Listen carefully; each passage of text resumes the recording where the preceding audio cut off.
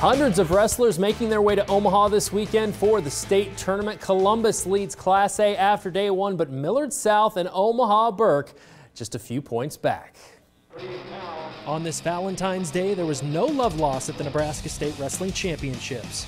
At 106 pounds, Millard South's Caleb Coyle is on to semifinal Friday for the second year in a row as the sophomore avenged a loss from earlier this season in Thursday's quarterfinal. I'm pumped. Last year losing sucked. I was undersized. It sucked being out there and not get what I wanted, but this year I feel good. Freshman Garrett Grice of Bellevue East remained unbeaten at 113 pounds with a pair of wins on day one. Also at 113, Emilio Haynes is on to the Final Four yet again as the Omaha Central junior improved to 45-1 on the year with a 10-0 victory in the quarterfinals. This year, I'm planning on going through it all, but of course I gotta have God first and everything, so of course he's guiding me through it.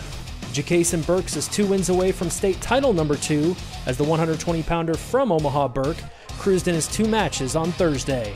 Fellow Bulldog Blaine Miller makes it to the Final Four for the first time at 138 pounds as the sophomore is making his state tournament debut. Coming from not even placing or going to state last year to actually be able to be on the podium, it's awesome. Trey Nielsen will also represent Burke in the semifinals as the junior won a pair of matches both by a score of 11-1 at 145. Bulldog sophomore Deson Stapleton also advances to semifinal Friday after a 9-8 comeback victory in the quarterfinals. 9-8 was also the surprising score in James Burke's quarterfinal match. The 3-time state champ from Burke survived a scare at 160 pounds against Bellevue West Jack McDonald to keep his dream of a 4-peat alive.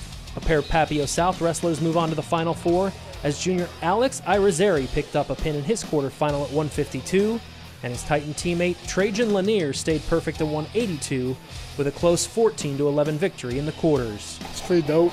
I've known most of you guys my whole life.